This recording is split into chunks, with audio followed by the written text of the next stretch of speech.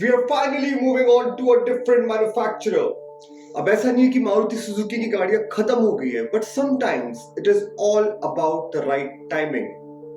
जिस गाड़ी की बात हम आज करने वाले हैं, this did not come out of a collaboration or a foreign partnership. This came from a true, authentic Indian brand. जिस ब्रांड की हम बात कर रहे हैं, वो तब से है जब हिंदुस्तान ब्रिटिश राज में हुआ करता था. एंड आज की डेट में this very brand owns two iconic British car makers. For all the slow ones who have still not got it, I am talking about the big T. The T as in Tata. और जिस गाड़ी की हम बात करने वाले हैं, this was Tata's entry into private ownership sector. And this wasn't just a car. This was a cool 3-door SUV, and not just any SUV. This was India's first ever SUV. And this particular SUV sported a design जो इसके introduction के बाद आज दिन तक Indian market में देखा नहीं गया है. Maybe until now. When everyone else was out there playing chess, Tata was playing checkers. मैं हूं संग्राम, and this is the legend of Tata Sierra. Now, before we really get into Tata Sierra, let us take a small tour around the history of Tata and how Tata Motors came into existence. कहानी शुरू होती है 1938 में when a certain individual called J.R.D. Tata, a young 34-year-old man, was appointed as the chairman of the Tata Group, making him the youngest chairman ever in the group's history. 1938 के पहले Tata Group was majorly known as a steel company, but J.R.D. Tata had other plans. He wanted to expand, he wanted to get into other sectors, and one of those sectors was heavy engineering. So in 1938, Tata Group acquired the Singhbam shops of the East Indian Railway Workshop, which was used to manufacture steam and later diesel locomotives. In 1945, Telco, Tata Engineering and Locomotive Company, which is now known as Tata Motors, was formed, and they began manufacturing locomotives. But J.R.D. Tata was not satisfied with that. He wanted to expand, he wanted to get into other stuff. So in 1954, Tata entered the commercial vehicle sector by forming a joint venture with none other than Mercedes-Benz. Tata developed a manufacturing facility in Jamshedpur, and by November of the same year, the first chassis was formed, which produced around 90 to 100 horsepower and had capacity of about 3 to 5 tons. But J.R.D. Tata had bigger plans. After 34 years of producing commercial vehicles, he did not want to stop there. He wanted to expand even further. The expansion, the change came in 1988 in the form of a light commercial vehicle known as the Telco line, also known as the Tata 206 pickup truck. As soon as the Telco line came into the market, it became an instant hit and straight away ate up a large portion of the market.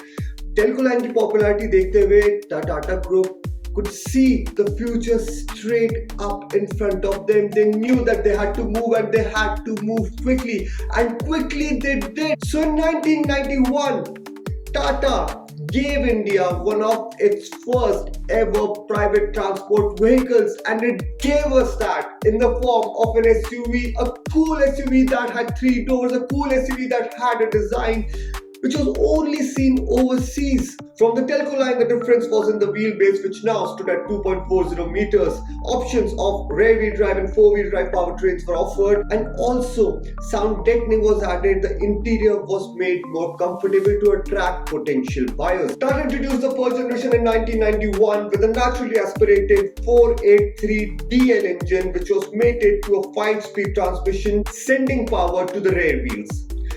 From the front, it was absolutely identical to the Telco line, but at the rear, it was completely different. The rear featured large fixed Alpine windows, and the entry was only through a collapsible passenger seat. The Sierra was purpose-built to be a rugged, tough off-roader, but even along with all of this, it offered modern features. Features like power windows, air conditioning, and an adjustable steering rack. For anyone in that era who had the money to spend on a Sierra, it was an absolute no-brainer. But the world was moving quickly. The 90s was a time when new things were coming in. India was undergoing a technological change, and even in terms of products that were offered, Suddenly, the global thing started churning in. As the 90s progressed, the world became more environmentally conscious. New strict emission laws came in, and as the people saw more products around them, they desired more power. So Tata responded in 1997 with the second generation of the Sierra. The second generation of the Sierra featured the same 2-liter engine but now turbocharged. The new engine was now called the 483 DLTC. It aligned with the Euro 2 regulations and produced 87 horsepower. A new bonnet was added which now extended further down the grille. The grille too was revised, now just featuring a clear insignia as opposed to the chrome bars that came in the previous model. The headlights too were revised. The bezels were now gone. The headlights appeared bigger and they also appeared more continuous with the indicators. The car now featured heated windshield at the back, the taillights became two-tone and a new wraparound bumper was also added to the new model. The wheel arches became bigger and more prominent, a new steering wheel which now featured 4 spokes as opposed to the 2 spokes that came in the earlier models. But as cool as the Sierra was, as the years progressed, as new cars started coming in, the audience realized just how impractical the car was. Even with all the regulations coming in, new emission standards, new crash tests, it was just not feasible for Tata to keep on continuing with the Sierra. And even when it was launched, the Sierra came in at a price point of 5 lakh rupees, which meant that only the elite could really buy it. So in 2003, Tata Motors finally shut down production of the Sierra and replaced it with another legend जिसकी बात हम एक बार फिर अगले episode में करेंगे. But उसके बीच में the story of the Sierra does not end there. Unlike the other cars on this episode जिनकी बात होने के बाद में एक टाइम पे खत्म हो चुकी है, there is going to be a revival of the Sierra. I'm not sure if everyone has, but I'm sure most of us have seen the shots of the Sierra from the latest Auto Expo. What we know so far is that the Sierra will be available in different terrains, including an EV and an internal combustion unit. But the question is, in today's competitive market, how well will it fare? Although from what is heard and what is seen, the car looks like a nice package. The price point looks very attractive. Real world situation में क्या होता है, it still remains to be seen. जनता इसको किस तरह से accept करेगी, that remains to be seen. But from what is known so far, things look very, very promising.